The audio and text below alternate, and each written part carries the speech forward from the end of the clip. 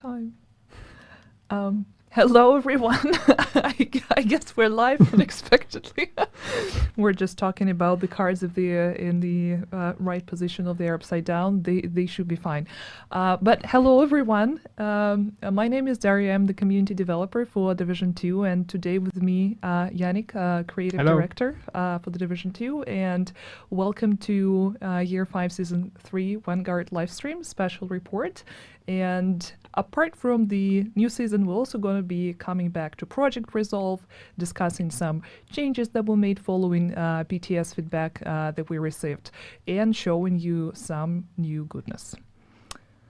But before that, to remind you of the events of the previous season and transition to Season 3, let's watch analyst report made by NGN. Agents, we've recovered 5 more hostages that were taken during the attack on the White House, including Vic's sister, Birdie, who has vital intel on the Black Tusk's infrastructure and systems, and Nat's plans for the mobile SHD servers, as it was Birdie who was tasked with building and maintaining their power supply. However, it was through this rescue that another layer of deceit was uncovered. Agent Brian Johnson was unmasked as the recruiter. Johnson used his position as your handler to hide intel that was uncovered and was almost successful in stealing the mobile SHD server.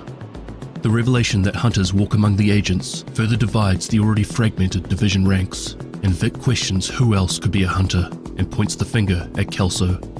Manny refuses to believe that Kelso is a hunter. However, we are unable to clear her name at this stage because she has gone missing. Agents, we need to find Kelso and uncover what she has been doing in New York.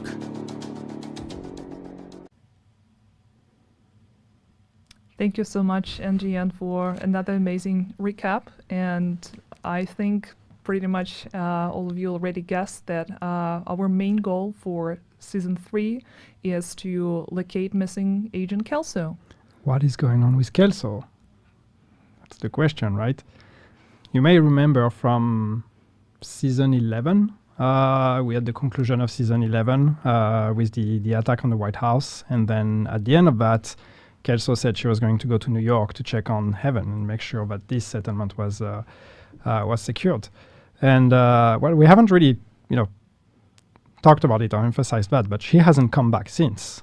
She has been spending quite some time in New York, like during Season 1 and Season 2, as we were rescuing civilians. She was all the time in New York. Manny mentioned that a couple of times. So now it's time to actually go and see what has she been up to, and now she's gone missing. So what's going on there? And this time around, what is especially interesting about the season is that we are not going to be going after specific people, after specific targets. Those are going to be the locations. So basically, agents are tasked with retracking Kelso's steps and following her and looking at the clues that might be at those locations.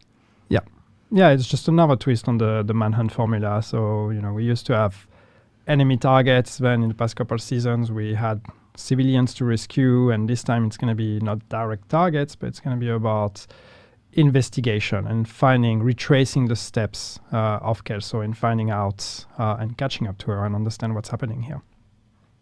Yep. And for the manhunt, we can also reveal the calendar.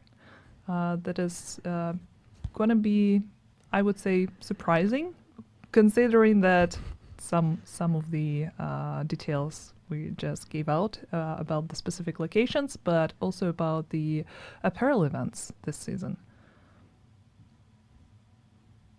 Do we have the calendar? We do. Here it is. Yeah, less faces, more places. So as we said, every target now is actually your location. And yes, you can see at the bottom of that 2 apparel events this season. Again, a brand new one, Veil Tactics, and then a return as a second apparel event in the season, a return of Last Resort, which was the apparel event we did, I think was with the release of Warlords of New York, which was revisiting looks inspired from the New York faction, so the Cleaners and the Rikers. So a pretty cool apparel event. And we're going to talk about it in more detail a bit later, but let's also watch the new trailer for the Season 3 Vanguard.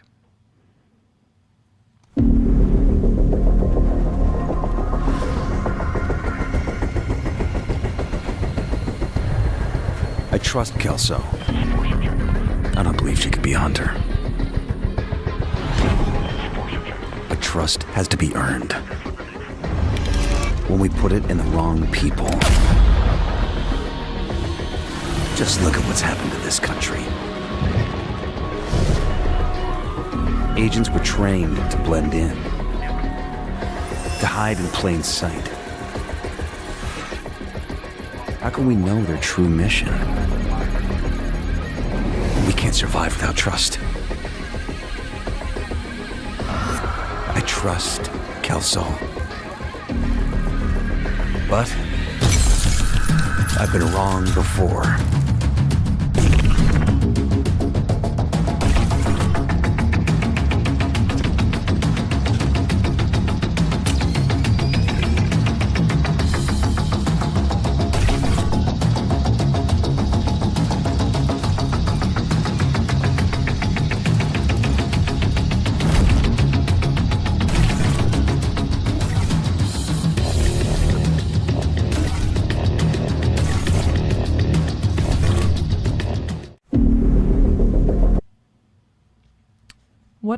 What a nice trailer. It reminds me about something. I can't really pinpoint. What is that? Who knows? I did not understand that reference. But yeah, I mean, this season it's about trust, really, and that's what the trailer is about. It's we ended last season with, of course, the betrayal of betrayal. It's a question of point of view of Agent Johnson, finding out that Johnson was a hunter embedded in the ranks of the division, and that throws a lot of distrust amongst the ranks of the good guys. Manny and the division and everybody else on like who else could actually be a hunter, or if not even a hunter, like embedded agents working for the enemy. And with Kelso going missing and Kelso having been gone for so long, some people are starting to ask questions, and that's what we're going to try to clear up. Yeah, but the reference that you didn't quite catch was to the Warlords of New York trailer. Since it's a similar animation style, but... That's true, there was some of that, yes. I don't know if it means anything, to be honest. Probably just an artistic point of view. But so yeah. So here you have it, the new visual for this season, and once again, this is about Kelso, and this is about going to find her. In the process, Kelso gets a bit of a glow up, but yeah. Let's go and hunt her down and find out what she's been up to. And of course, story is not the only thing that is going to be shown in the new season. As usual, it comes with a bunch of new gear, new weapons. And let's talk about new gear as well. Some of you may have had a chance to test it on the PTS that we had in January. And changes-wise, we're going to talk about it separately to highlight whatever was done to few gear pieces and talents following the PTS. But for now, I just would love to show some of them in full glory. So this is the Aegis. Yep.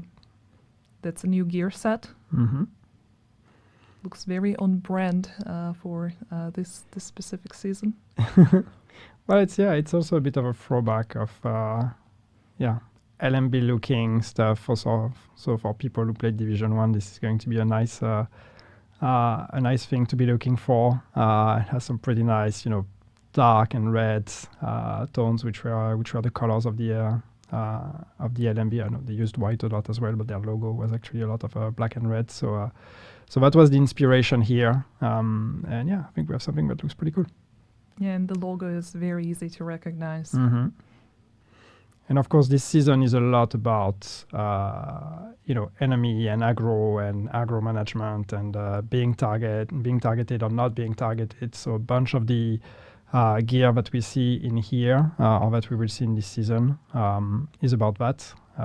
So that was the case for the gear set, not the gloves, but other pieces as well. Yeah, those are the new exotic gloves, by the way.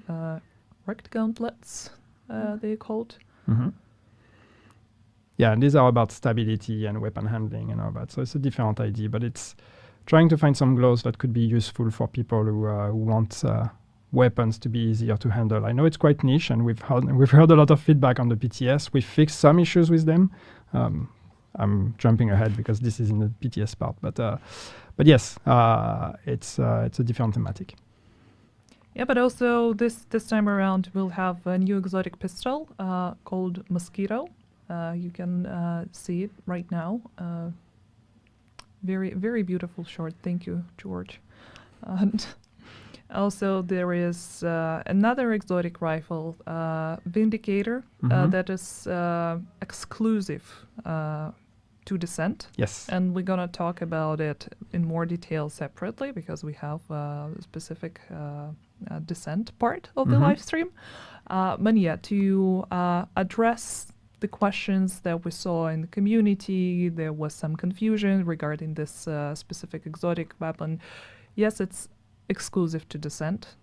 It's only available through the shop, but it can be used anywhere else. As soon as you acquire it in Descent, you are free to take it with you to the regular gameplay. Yeah, exactly. It's just it can only be obtained through Descent, but then once you have it, you use it normally on your character, and you can play it wherever you want. It is an exotic piece you keep with you. Yeah, and for now, it's not that there are any plans to make it available through other modes. Not yet. I mean, it's we've seen some of the exclusives being added to the Dark Zone after a while. We may want to do that. We will see, but we're going to give it some time, and it's going to be for Descent for a while, and later on the road maybe we make it more available to other places as well. But we really like the idea of having a piece of gear that you can only get through bad game mode. Yeah, and it also has this very distinct appearance. So kind of screams Descent. Yeah. But talking about other seasonal gear pieces, and I mentioned that we want to come back to the PTS feedback and some changes that were made following the commentary that we saw online. It actually concerns some of the gear pieces. So let's talk about the PTS results. And first of all, I think let's address the newest talent, the Behind You talent. Yep. There were a few changes made to it.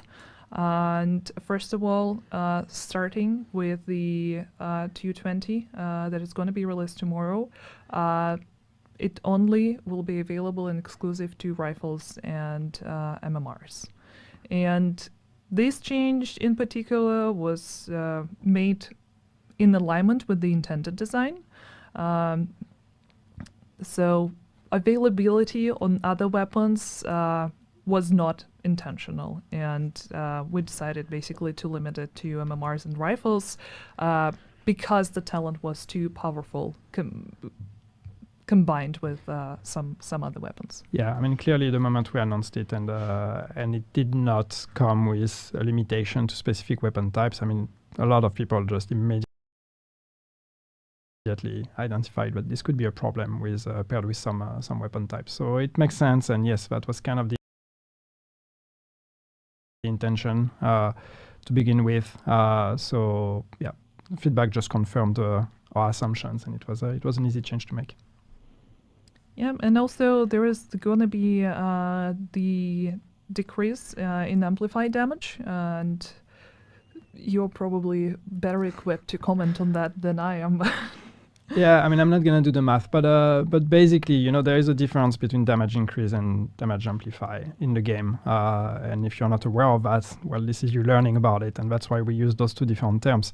And it has to do with the way the damage bonus is calculated. And basically, the gist of it is amplifies are much stronger bonuses than increase. So for some of those items, they had actually the text mentioned increase, and the bonuses, the value of the bonuses were built with increase in mind, but they were actually made amplify damages, which means they were ridiculously powerful. So what we've done is we've kept them as amplified because that's more interesting for the mechanics of those of that item, but therefore we've decreased the damage bonus to something that is more in line with what an amplify would normally do.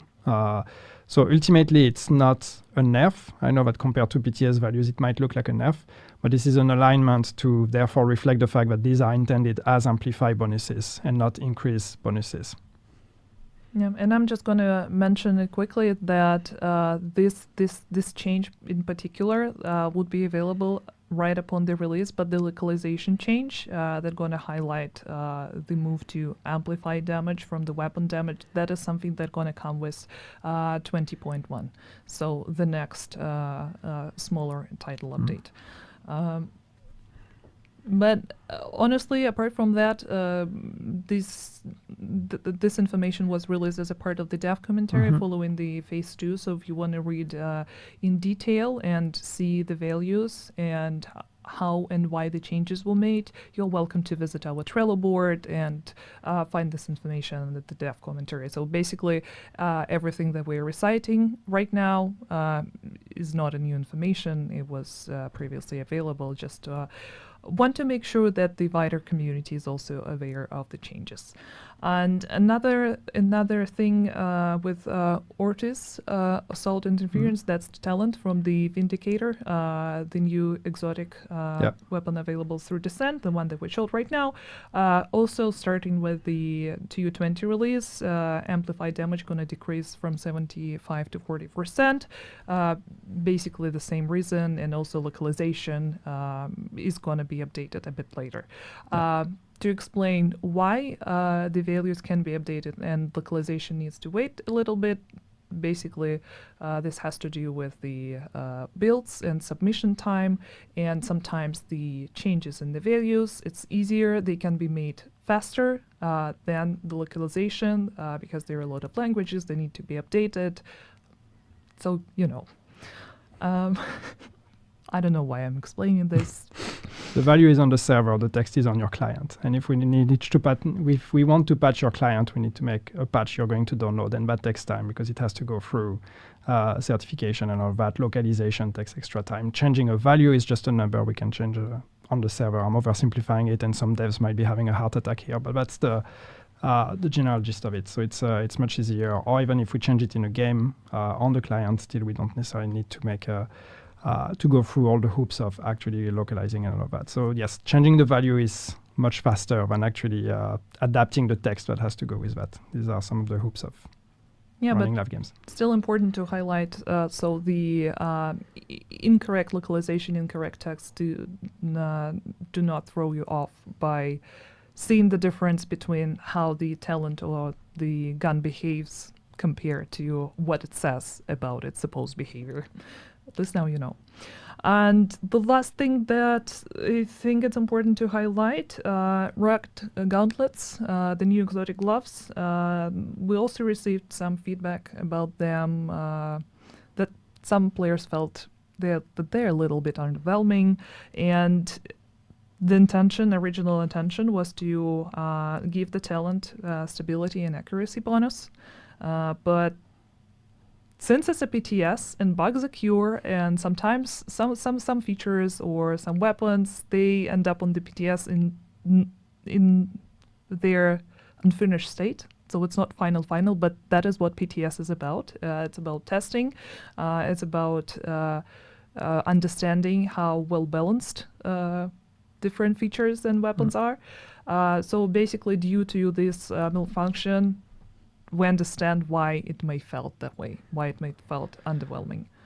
Yeah, and I think we have, both feedback also. We have the people that tried it and thought it was underwhelming, and we have people who just, on principle are not interested in this kind of item. And of course, you are only allowed to have one exotic equipped, so why would you sacrifice a much more powerful exotic for something like that is a bit more niche and a bit more quality of life in a way. But that's just, there's a lot of exotics in the game, so I think it's good for us to try things and see if there's actually a crowd for that, or if there's we know that a lot of players can be very creative in the way to use those items. So maybe there's going to be some interesting mechanics coming out of it. And yeah, let's see. But it's something we've never tried, so let's see how that goes. Yeah, just to finish off everything, basically the issue was resolved after the PTS, and should work as intended, giving both stability and accuracy bonus. But everyone is welcome to try and test it starting tomorrow. And let's move to Season Pass. Hunter's Fury also. You skipped Hunter's Fury. Sorry did. About that. I did. But yeah, the gist of Hunter's Fury, just to talk about it, is yes, so we are reducing the bonus on the 3-piece bonus from plus 100% health on kill to plus 50% health on kill. And the main reason for that is because on the side, with all the changes we're doing to brand sets, health bonuses are going to be much more of a thing now. And so actually having health-based builds is going to be more accessible, and therefore we wanted to make sure that Hunter's Fury, which is a great set for health builds, does not become completely overpowered with that. And giving 100% health on kill would have been ridiculous. So it's just us anticipating health builds and therefore giving more tools to make Hunter's Fury more interesting, but therefore making sure so it remains at the right level of power and doesn't become a new meta. Yeah, thank you so much for noticing it. Sorry. Let's pretend that it was intentional, because last time you were criticized for shuffling your cards, and this time around I couldn't even see that there is another point left to be talked about in the cards that I made. Okay, Season Pass. Yeah, finally. Just a quick reminder that Season Pass is going to be available for 1,000 premium credits in the in-game store. It grants additional access to a really cool outfit and a mask called Menpo. And it's going to be available basically to all the Warlords of New York owners and Ubisoft Plus subscribers. And just to show you a few things, here is Menpo, by the way. Very cool samurai-looking mask and outfit, also in the colors of the season. Really love how it looks. And on the premium track, this time around, we're going to have 9 weapon skins, 10 dies, 2 new emotes, 2 vanity outfits. This is one of them. There is also another one that is more tactical, called Crescent. And yeah, there is some very, very fun weapon skins that I would love for you to see, if we can. Oh, this is another outfit called Crescent. It's Crescent, yeah. More tactical one. And some of the weapon skins. I honestly do not really remember what's the name of this one.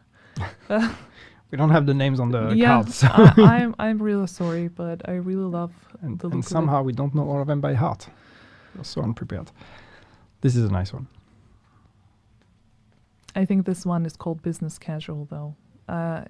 Yeah. If that's the incorrect name, I will personally say sorry to Pali and his whole team. This one is very nice. Yes.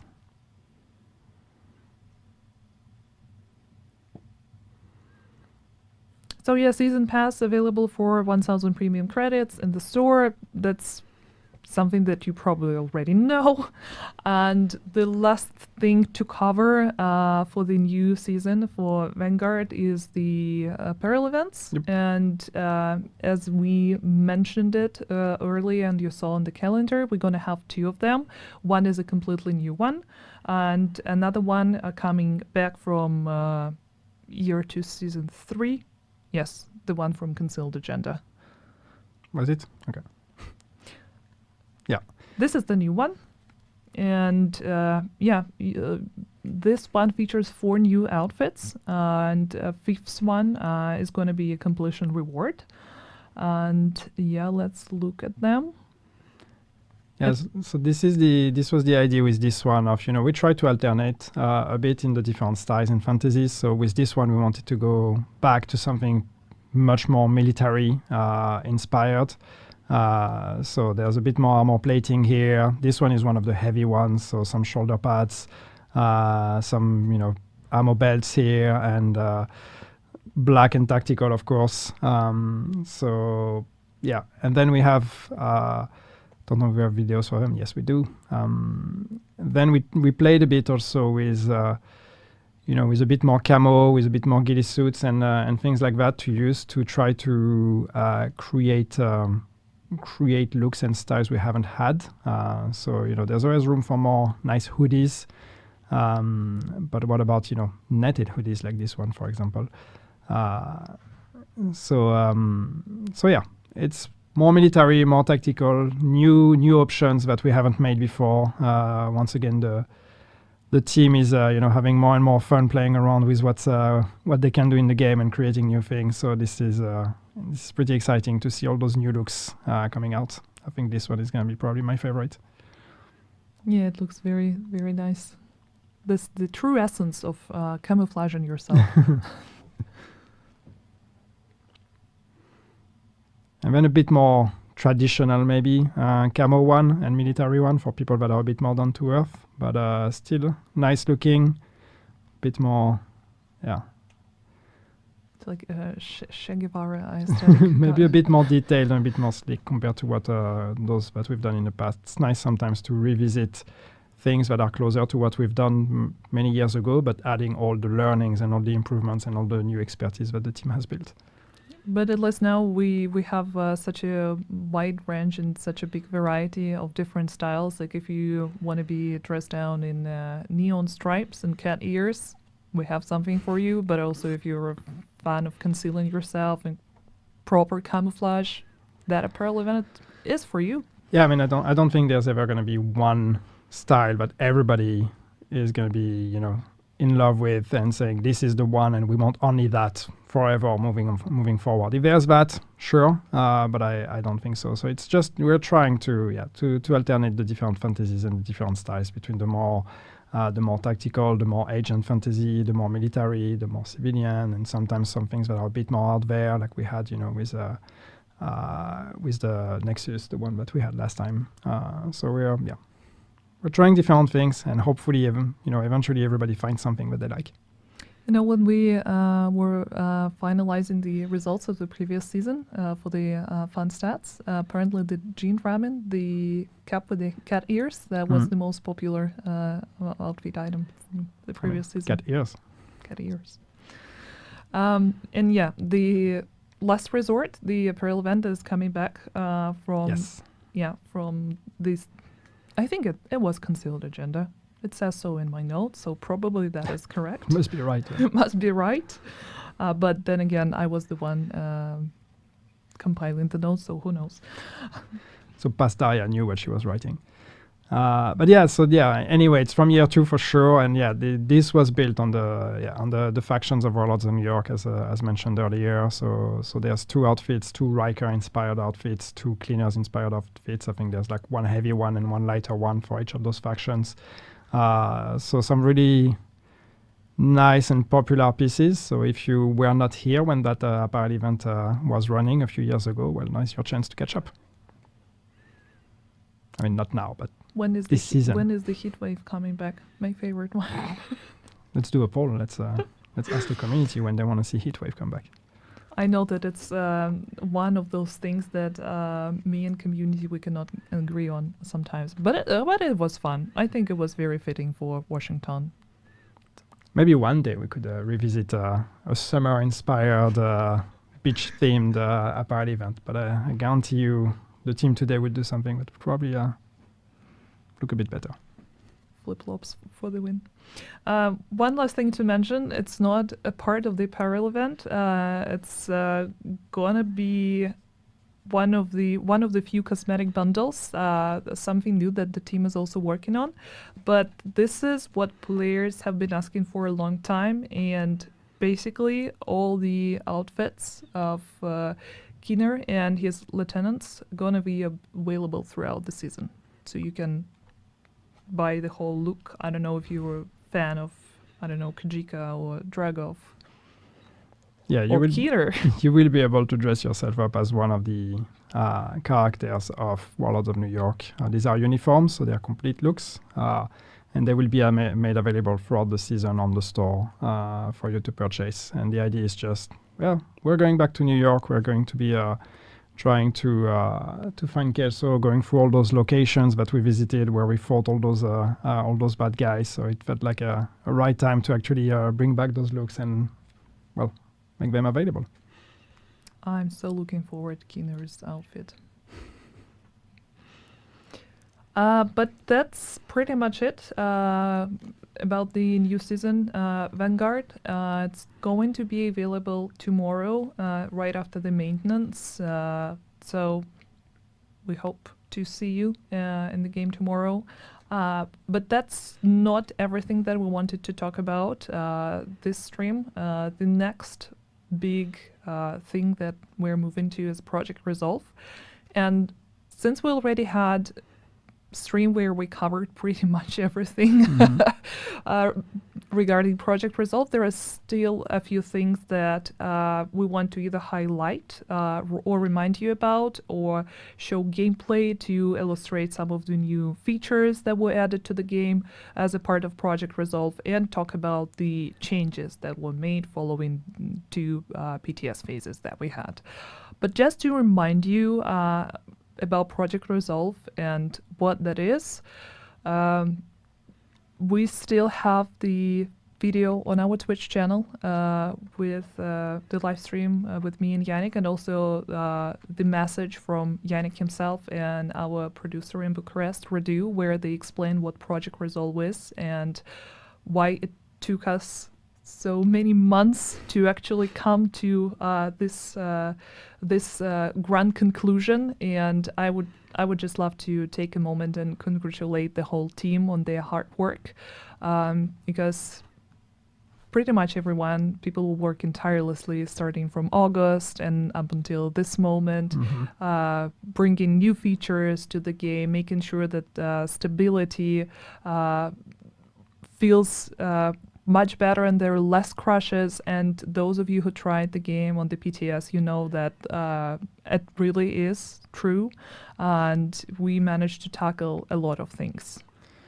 Yeah, and I think it was, it was needed for the game to take the time to actually do some fixes and work on improvements and all that. But I mean, again, the foundation of this is really improving the quality more than all the quality of life, which is what we've done as well. But it was really about quality and stability and performances. And it was needed for the game, and hopefully, people will notice a difference when this comes out. And I hope all of you, especially those of you that have been struggling from issues, will see these issues fixed. But I think it was also great for the team, and the team did a good job at, tackling all of that and accepting the change of schedule and roadmap as well, because we had to change our content plan because of that, which is never easy. But it's what's been amazing is to see everybody react to that, and the excitement in the team for people to actually be able to go back and fix stuff. Because, bugs are frustrating for everybody playing, but bugs are frustrating for us as well. Nobody likes to ship something that is broken or that is bugged. And very often, people would like to actually go back and take the time to fix those things. And our content plans don't necessarily always allow for a lot of time to do some bug fixing. So when we told the team, okay, we're going to put everything on hold and you go back through your backlogs and you're going to be able to fix all those bugs, a lot of people were actually very excited to get to do that. And I think this shows in the numbers. The amount of bugs that were fixed, the amount of improvements that were put in here, this was way beyond our expectations when we started working on this. So it's just, kudos to the team for really pushing through this and delivering something that hopefully is going to make a difference. Yeah, absolutely. And even working through all the changes, sitting through all the sprints, trying, personally, it's my personal experience trying to wrap my mind around all the plan changes and fixes. That's a very grandiose work that's been done by the team. So congratulations to all of our colleagues in Bucharest for making it happen. And we really hope that all of you will be able to find something in Project Resolve that corresponds and resonates with you specifically. And with the rest of the community, I mean, stability improvements, that's one of the biggest milestones. Yes. But since I mentioned that we won't be going through everything that we showed last time, mostly because we already had the Project Resolve dedicated live stream that goes into very specific and nitty-gritty details. Plus, we're going to have the full patch notes released tonight after the live stream, I believe. Those 35 pages, something of changes. Yeah, pretty extensive. Pretty extensive, and I'm 100% sure that not everything might be there. There probably missed stuff. Yeah, might be things that are in the game, but not necessarily highlighted in budget. But the important thing, the biggest, the most important, like improvements, balancing, changes, new features, that's in the patch notes. Maybe some smaller stuff that we missed. That we know of. Yes. That we know. There's always a rogue dev somewhere that made a change and didn't inform the chain of command. This is what's going to happen with them. See? Yeah. Not allowed to face the camera anymore. Next stream that we have. No place for traitors here. But yeah, there are a few things that I would love to highlight Project Resolve wise, and I think we should start with the combat gear lock, because that is the topic that generated a lot of discussions during the PTSs. Yeah, probably the most amount of discussion. And with gear lock, I mean, we're not going to go through the whole thing again, but it's,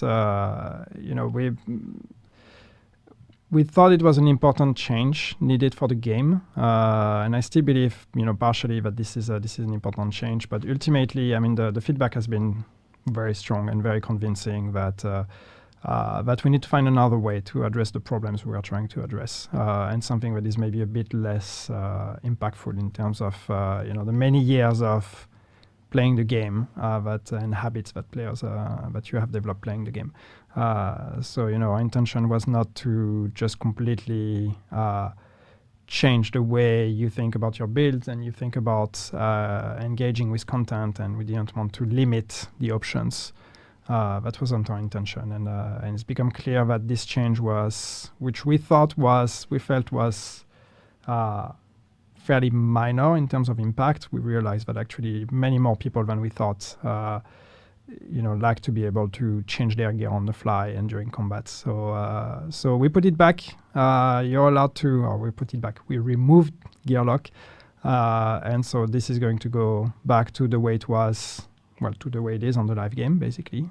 So you will be able to change your gear. But the caveat is that we still want to bring it to Conflict. We still think it's important for the vision that we're trying to implement in Conflict and all the changes we're making, and making Conflict a bit more of a structured PvP mode. So it will not be implemented in TU20 because we had to revert it everywhere, but we're going to extract the part that applies it to Conflict and implement that one in the game again with TU 20.1. So expect Gearlock to come back in Conflict only with TU 20.1. And basically only beyond spawn areas. You will only be able to swap your gear on spawn areas. Yep. Yeah. So I guess by popular vote, removal of combat gear lock wins, except for Conflict. You win that one. That one time. There were a lot of discussions, not only within the community, also among the team members, and yeah, I mean it was very polarizing, and even amongst the team, and we had a lot of great discussions on our side as well on this, and we have some ideas on what we can do in the future that hopefully could address the issues we are trying to address without having to drastically change the experience, but that's future talk. Yeah, and since we already started talking about conflict, there are also a few changes that are coming to conflict with Project Resolve. Some of them you probably already know about. Some of them were available on PTS. But yeah, just to recite everything, extended loot pool. Cache is going to be giving more items, and with the possibility of the third one. Also, there was a significant XP boost to align with all the world activities. And I think we mentioned it already, but just once again, Shade and expertise bonuses were removed from the conflict. I know that there were also some feedback regarding that, and some people might feel upset about this removal, but that is another thing that we explained in detail on the Project Resolve stream that we had in December. Yeah, and it's, I mean, just to explain it here just for a minute, but it's just with conflict, we want conflict to be the purest PvP experience, where gear still matters, but the optimization of your gear and the time you've spent optimizing that gear is less important, and what is more important is your skill as a player. So your gear matters, but it shouldn't be the deciding factor between you and another player. What we want to be the deciding factor between you and another player is how good of a player are you playing this cover-based shooter game. And going back to a more shooter feel. If you want a more, RPG experience where the thousands of hours you've put into the game are going to make a difference, then that's what the Dark Zone is for. And the Dark Zone is less about fairness and much more about who's the strongest. So this is the differentiation we wanted to make, and with that in mind, we still really think that it's important to take shade levels and expertise out of the equation, because these are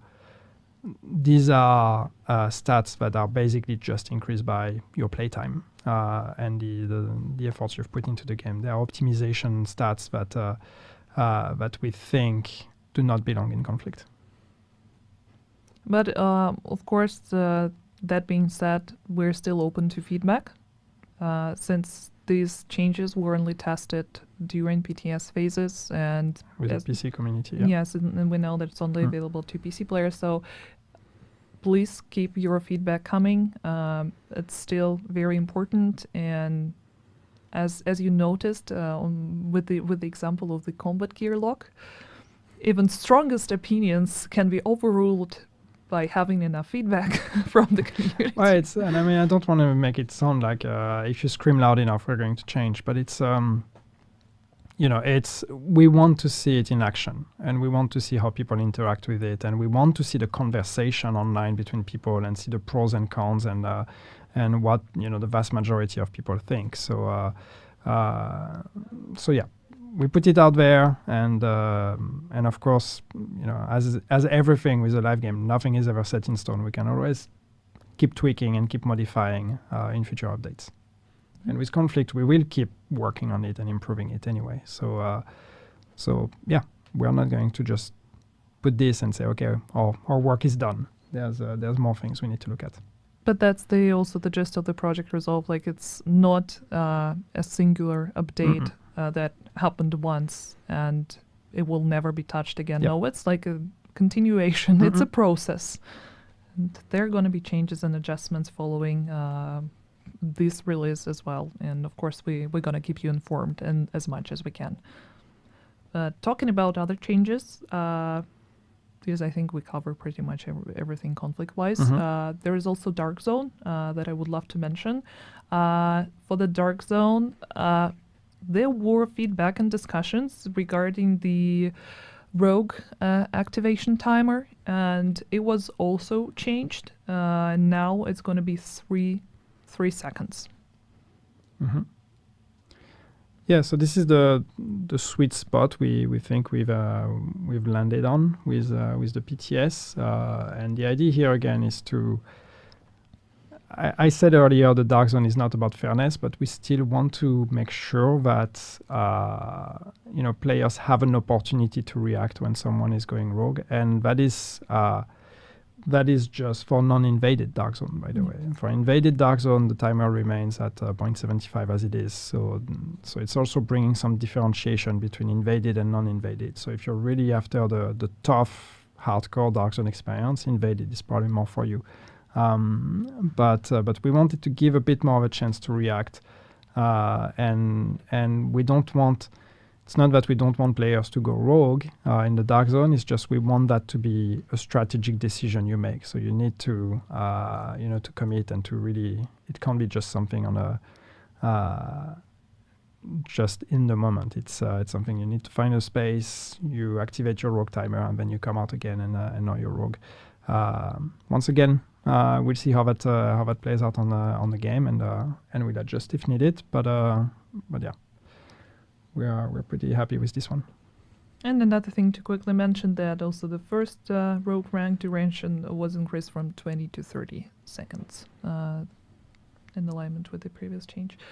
And yeah, what else? Expertise. No changes here, just to summarize everything and quickly mentioned the initial idea behind expertise changes.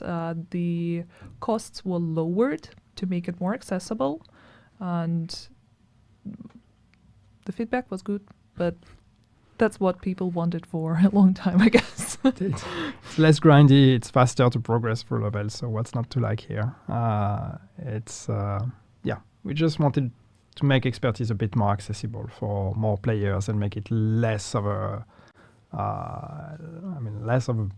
boring grind, to be honest, to like get all the materials to try to reach the max. So it's a bit more accessible now. And before we move to one of the new features, I just wanted to remind everyone that if you have any questions, please leave them in the chat. They will be collected by our community managers, for me and Yannick, to answer live once we're done showing all the changes. So that's your chance to ask a question. And that's next thing that it's not really in connection to expertise, but also in connection kinda as the new feature that we talked about a lot. It is called tinkering. It was not on the PTS due to some technical issues, but we want to show you how it works and explain why this change was needed and what can be done with tinkering. And I know that we have a gameplay video for you to see. And the most fun stuff about tinkering, first of all, it's the recalibration station formally that has been reworked and received a new flow, a new UI. And the most amazing thing that it can be done on the go. It doesn't matter where you are on the map, what sort of activities you're engaged in. You do not need to go back to the base of operations. It's available to you almost everywhere. Yeah, I think the idea was really that we want to try to reduce the amount of times you have to go back to the base of operation and really have these two. There's almost two division games. There's the game where you're in the action and you're playing the shooter game, and then there's the inventory management game that is just equally as long, if not longer, where you're in the base of operations, going through your loot and looking at, okay, what can I optimize, what can I recalibrate, what do I keep, what do I not keep, and I mean not all of that is solved. But one big aspect of that was the recalibration and the optimization. And we felt that this is something that maybe belonged a bit more in the action part. And the idea is just, it's, if you're dropping a piece of loot during a mission or while playing anything, that is almost an upgrade. All you would need is to optimize it or to recalibrate it, and it would be an upgrade. Why not be able to do that directly and then go back into the action with your upgraded loot? Why have you, wait until the next time you're going to back to the base of operation? So with tinkering, we not only improved the flow, but also made it, available directly through the inventory, and you can do it on the go, you can do it wherever you want. You can still go to the station, as in this video, you can still go to the station to do it, but you have the exact same functionality directly from in your inventory. And the great thing is that you can not only open the tinkering station from your inventory, but you can also, and we don't see that in the video, but you can actually also directly from any item in your inventory, you can recalibrate it and optimize it without having to go through the tinkering screen. Which is probably the best improvement we have here. And I don't know if a lot of people noticed that, but you can, while you're changing your equipment, you're in your backpacks, you want to change your backpack, you can directly recalibrate or optimize this backpack from that screen. You don't even have to go through the tinkering screen to do that. So it's going to be a huge gain of time for a lot of players. Yeah, and the only difference in the functionality is going to be that when nothing is highlighted, the new button just going to open the menu itself. But when you have a specific item selected, it's going to open tinkering features for this specific highlighted item. So yeah, it's reusing the existing mechanics, but just making it much more accessible and much more friendly to use. So I'm just excited to go in my inventory and look at it and start optimizing more things and recalibrating more things. This also includes the expertise, by the way, even though we didn't mention that, but that also allows you to donate items and to increase expertise on items from the inventory as well, or from the tinkering screen in the inventory as well. So you don't have to go back to the boo either for that. Yeah, because it also has the recalibration library and expertise menus available on the go. Yep. And there were also a few changes for the global events, and we extensively talked about them last time. Also not something that was available on the PTS, just because it's not technically possible to switch on, switch off global events on a separated environment. But we prepared a small video to highlight some of the gameplay changes, some of them more visible than others, but we will walk you through them. It's not always easy to convey fun through a gameplay video on global events. So apologies if some of them do not do a great job at showing the changes. But basically, so here we have Guardian. So one of the big changes we've made with Guardian is that now you actually can damage NPCs that are guarded. You're just going to do much less damage. But if you have this rusher that is coming your way and that rusher is protected by a Guardian, you will be able to take it down, which was one of the biggest, frustration with Guardian until now, was that you had to take the Guardian out before you could kill the rusher. Now you can take care of the most important threat first and then go after the Guardian. It's just going to take you a bit more time. And then after that, I think we've increased the bonus. We've made a few changes here and there to try to make it more fun and more rewarding. And that's been the general gist with those global events, and what we've been trying to achieve is just make it more fun when you actually play it right and less punishing when you don't play it right. Because obviously our benchmark was Golden Bullet, which we know is by far the most popular global event.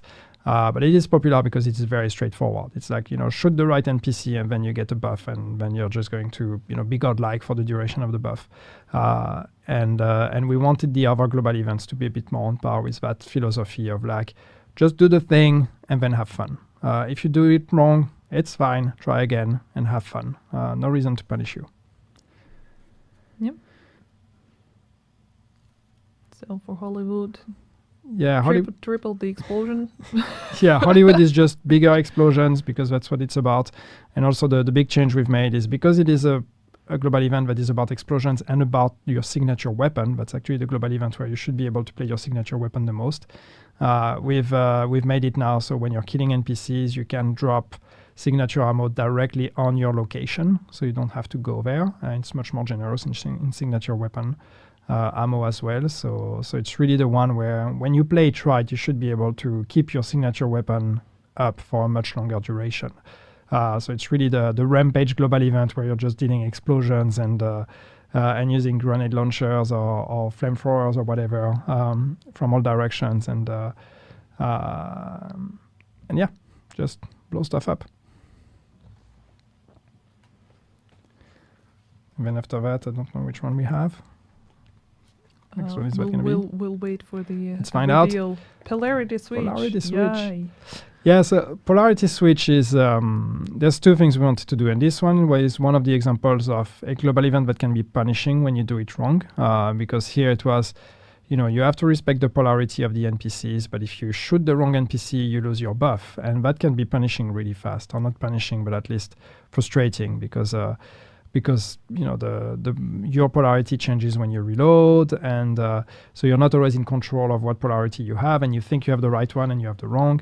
So now we've made two drastic changes with it. The first one is that you only lose stacks when you kill an NPC of the wrong polarity, not when you shoot it. So it's much more forgiving. You hopefully will notice before the NPC is dead. And the second one is that when you're killing NPCs of the right polarity, we are refilling, I can't remember if it's all or part of your magazine. But the idea is that, especially taking the reload out of the equation, which was one of the main issues that kind of took you out of the flow when you were playing a polarity switch, was like, I'm in a good flow, I'm in yellow, and I'm killing yellow NPCs.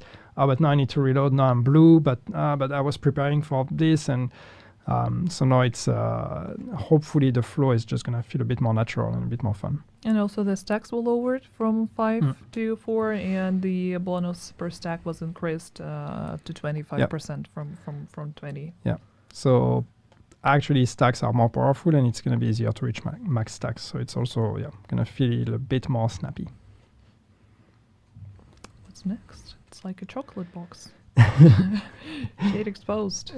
Shade exposed, yeah. So with shade exposed, it's just tweaking and fidgeting with the buff to try to make it more efficient, to try to keep the uptime run a bit longer, to try to really focus on the fun of the gameplay, the cover-to-cover mechanic, applying the pulse to everyone, and really feeling like when NPCs are pulsed, you get to do all the fun stuff. So it's no drastic changes, but just more efficient and a bit more fun. Hopefully. Yeah, the pulse radius was increased, and now you only take 65% damage compared to 150% that was before, if you hit the pulsed enemies. Yep.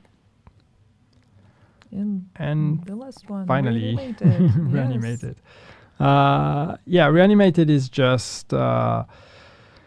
what did we do with this one? I think we increased the explosion or the smoke when you headshot enemies, and I think when we've increased the bonuses you get from that from the headshots. So same, just I almost want to say more dumb, but in a good way. Click on heads, have fun. I don't know that we're going to see a headshot here. Probably not. There was one later on, but we already covered it. But I mean, it's up to all of us to play and try the new global events now with the new mechanics. Not really new, it's just upgraded, reinvented. Yeah, and we can always tweak them even more. But it's hopefully they are going to make seeing other global events a bit less of like here comes the shot. Here comes the headshot. Nice. It's just going to be to just seeing other global events come feel a bit more exciting. And the next thing we know, people are going to be asking for, I don't know, reanimated, and not the. No, people are going to be asking for a buff of golden bullet at this rate. You said it yourself. Not gonna happen. Two more positive news. I promise that we're going to go back to Descent because there are a few other things that we need to cover besides the new exotic gun Vindicator that's going to be available exclusively in Descent. But once again, if you have it, you can use it anywhere else. But yeah, a few other things that we need to highlight, and I lost the card. But we'll just recite them from memory. Take my card. You lead. First of all, talent pool rotation. that is also another thing that we received a lot of helpful feedback on during the PTS phases, and was decided to shorten the rotation from originally it was supposed to be a week. Now it's going to be only 3 days. So every 3 days you're going to have an updated talents pool, and pool is going to consist of 35 talents and 6 exotic talents each pool. Cool. I don't know. Maybe you wanted to comment. No, but it's. I know that some people had thoughts on the idea of the talent rotation, but it's what we're trying to fight here is just that every season we're adding more talents, and it's getting harder and harder in Descent to actually get what you want. So we want something that's a bit more curated around specific play styles. And we know that the current, the existing curation of talents in the pools we have is not necessarily the most popular for everyone. So we'll see. And that's something that can live over time, and that's going to organically grow and change depending on feedback. So if some talents we find out don't really work in this pool, they can go in another pool, and we can tweak them. So all of that can be improved. Now we have a full, UI support that really displays everything, and so you really understand what's going on. And overall, all of that should help with making Descent a bit easier to get into and to get what you want and to reach a level of power that makes the experience satisfying and makes you ready to go face the Nemesis, which you will face faster because of the changes we've made as well. So yeah, it should just make Descent a bit more streamlined in a way. Yeah, talking about Nemesis, the minimal requirement for the loop is loop 4 now, and the maximum is 9. So you can reach Nemesis faster, but then again, as it is with Descent, reaching Nemesis faster is a really good thing or not? It's your choice. It's depends also on the options that you're gonna have. Another thing that we need to mention, and now we're gonna have 4 new outfits also available through Descent with 4 different color variations. I also know that a lot of people like them during the PTS. Outfits, it's always great. Plus added exotic named and reconstructed caches in the NCA Tech Store. That is not what some of the players were asking about following the PTS, but this is another thing that you can find information in the dev commentary and regarding the potential prices. Ah. I don't know. Do we want to comment on it?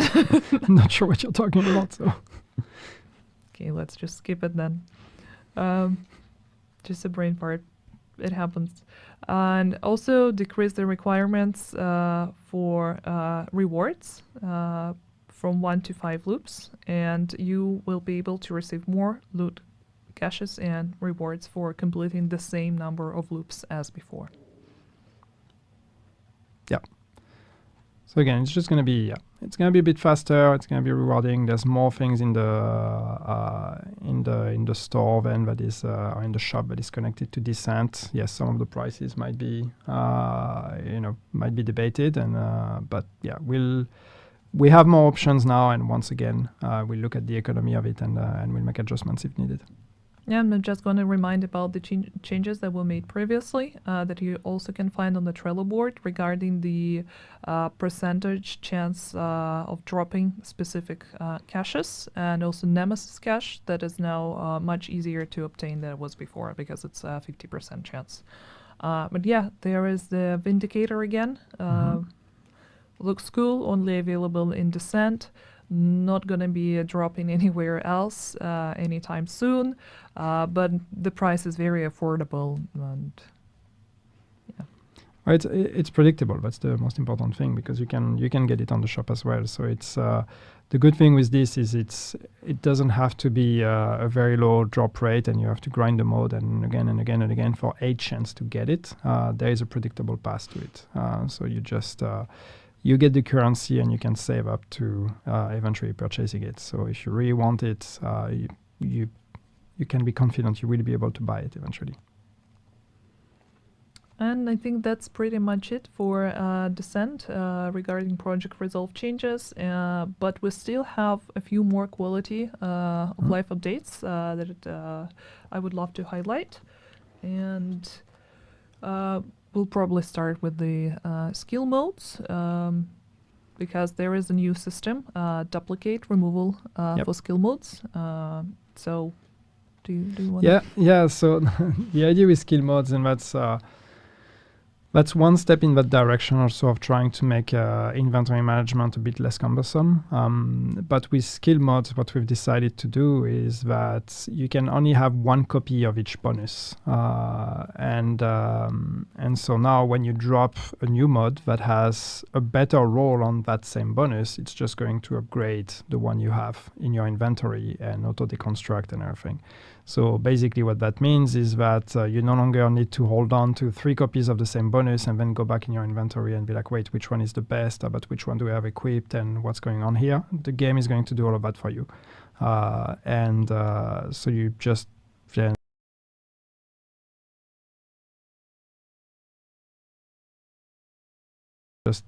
need to go hunt for better versions. But once you find them,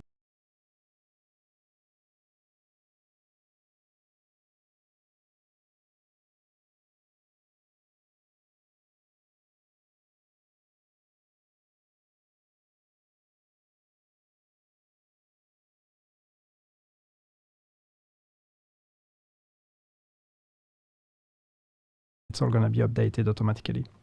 So it's going to be a much smoother experience with less unnecessary.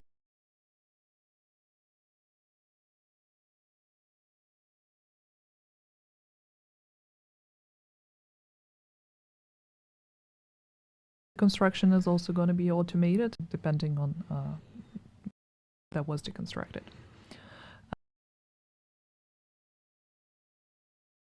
Also an update may show. Basically now you will be able to see the item count of the stash displayed when approaching it, so you do not really need to assess it and open it to know how many slots you have left.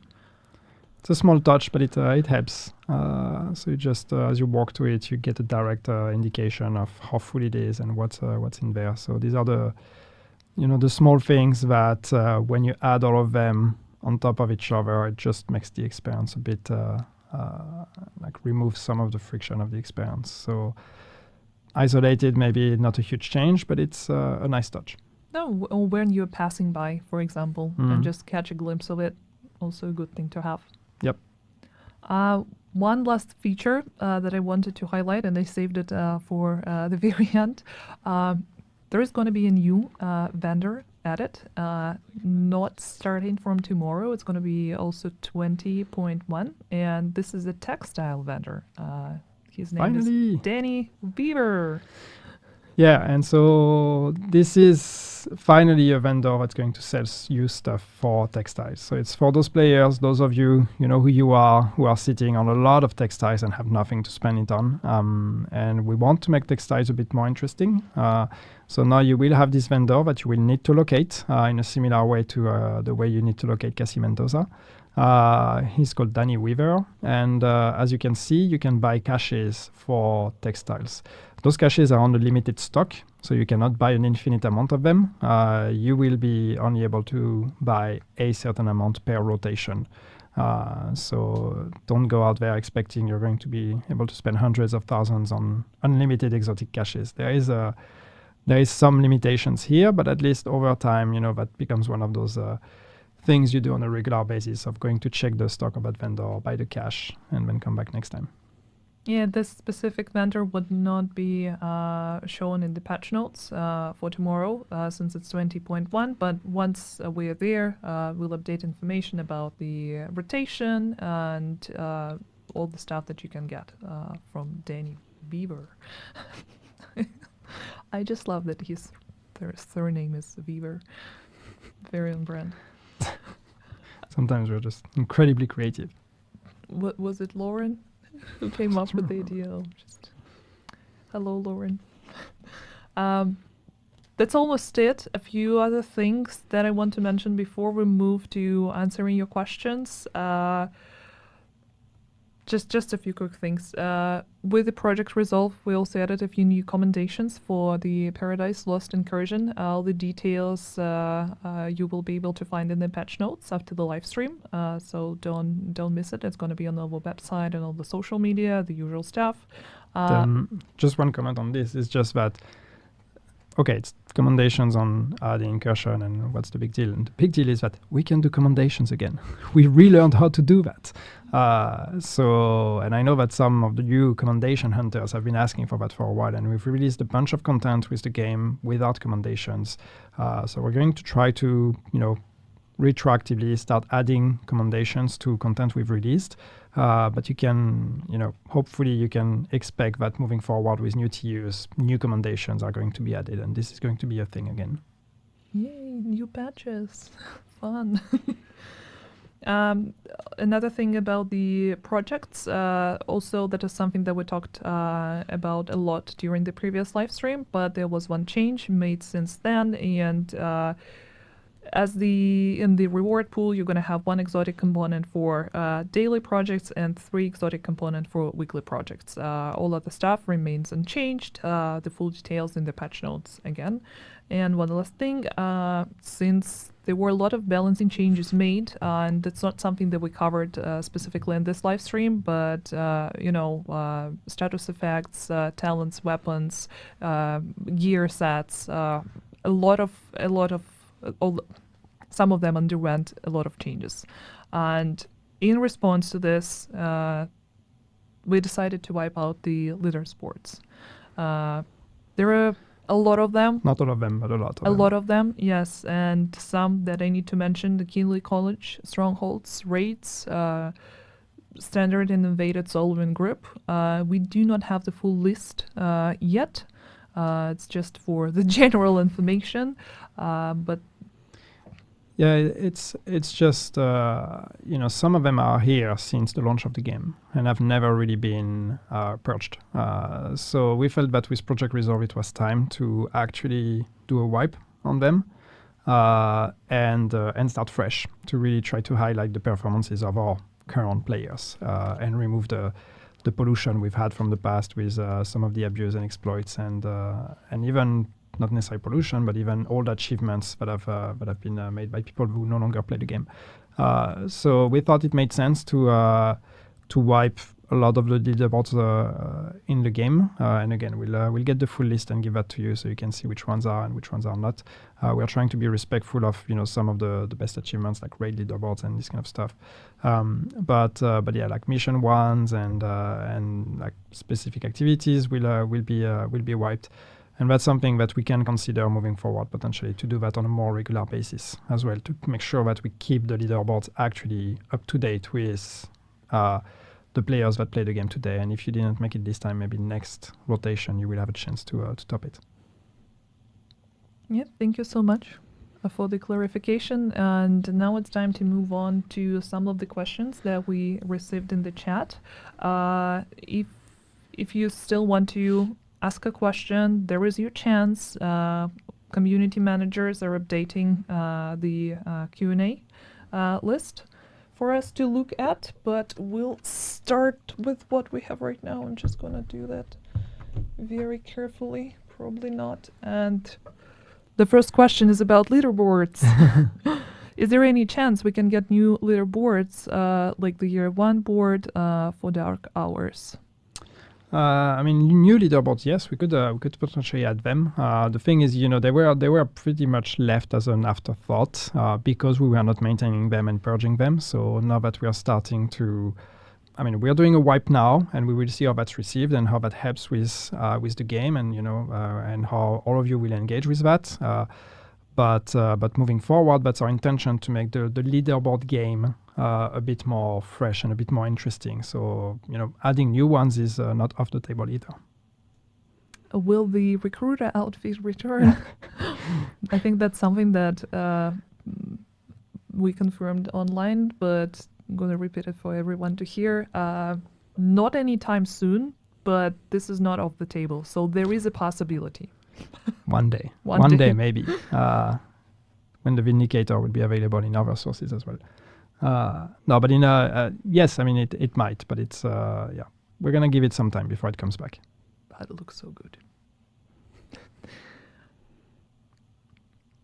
Are you able to obtain the new rifle in the open world after you bought it from the Descent vendor? That's a good question, but I do not think so. I think it's you can only get it through Descent, even if you want multiple copies of it. If I'm wrong, I will correct that publicly after talking to the team, but I'm pretty sure it is only Descent. Any chance of update to the legacy cache? I have 3 keys for it, but I cannot use. Yeah, I mean, the keys will give you textiles now, at least. Is that the legacy cache? Wait, I'm confused which one is the legacy cache now. So yeah, I need to get my thoughts together and then I will tell you. Will we be able to select any grenade type? Well, they're still tied for now. That's something that maybe we want to do in the future, but now they're still tied to your specializations. Other plans are there? Sorry, I'm going through all of them, but you stop me. Other plans to add the difficulty over heroic for the open world? Not at the moment. We're not going to put legendary on the open world because legendary is well. There's 2 things with legendary. One, it's only one faction. Only the Black Tusk exists in legendary difficulty. And 2, legendary difficulty, it is handcrafted. It is not just a setting that we change on a mission. There's actually some work that is done on it. So it's not something we can just trigger for the open world. So not legendary, but new difficulty anyway. This is not the plan at the moment, no. Are we getting the option to reroll exotic 3rd attributes and scaling the open world boxes to global level? Yes, yeah. 2 bonus questions. This was part of the Project Resolve, and this was part of the PTS. And yes, it's going to make it to TU20. So you will be able to reroll the 3rd attribute of the exotics. And yes, the open world boxes in the world will be updating with the world difficulty setting. One thing that I just want to mention to go back on the previous question about adding new difficulty, I know that there's a conversation about us about the power creep and about players becoming more powerful and therefore the lack of challenging content. And I just want you to know that this is something we're conscious of and we have some ideas. But yeah, more on that in the future. Any more legendary missions coming? Not at the moment because we are only doing strongholds in legendary, and we've done all of them now. So adding legendary to main missions is not something we have planned just yet. But once again, I think that goes in the bucket of what are we going to do to offer more challenging content to the players that have full optimized gear, and this is something that's on our mind already. This one about the new skill modes. Does this mean we won't be able to share mods with teammates now since mods get auto-used when they drop? Yeah, probably. Now that you mention it, probably. Maybe the team has thought of that. I'm not sure. But yes, that might be a compromise and a side effect that comes with these changes, that you may not be able to share them with your teammates now. What about old blueprints from previous seasons? Because a lot of players started playing the game recently. That's actually what Descent is for. Well, Descent has named blueprints, but in general, I mean, we have added a bunch of them to the loot pools already. It could be that we are still missing some, but the intention is that they should become available through the blueprint loot pools. So if we missed some, just let us know, and we will be looking at it. But the intention is that blueprints become available, old season blueprints become available in the blueprint loot pools. How many seed credits will the reconstructed caches cost in Descent? I honestly do not remember. I do not have the number in mind. We will need to get back to you on that one. Let's see if we have other questions. I honestly do not see anything.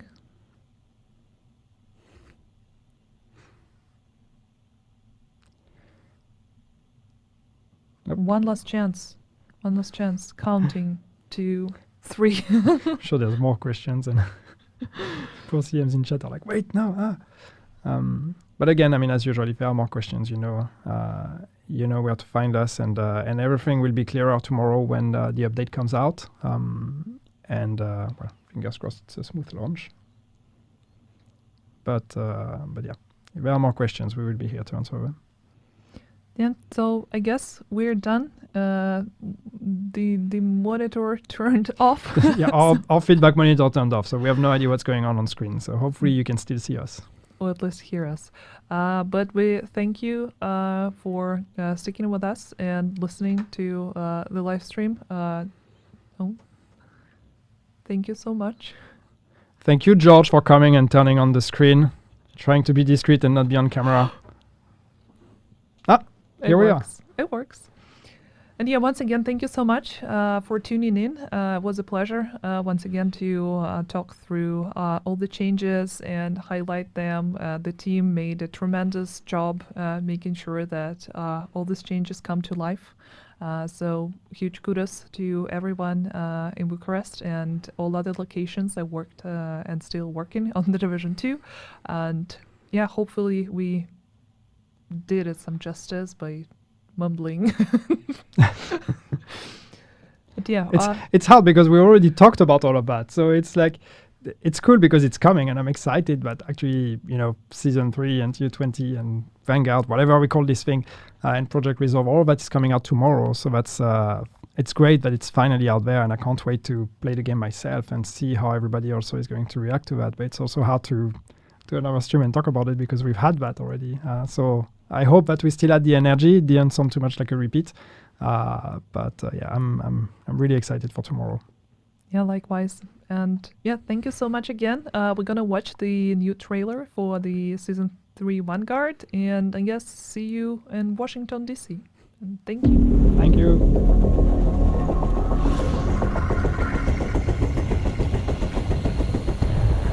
I trust Kelso. I don't believe she could be a hunter. But trust has to be earned. When we put it in the wrong people. Just look at what's happened to this country. Agents were trained to blend in, to hide in plain sight. How can we know their true mission? We can't survive without trust. I trust Kelso. But I've been wrong before.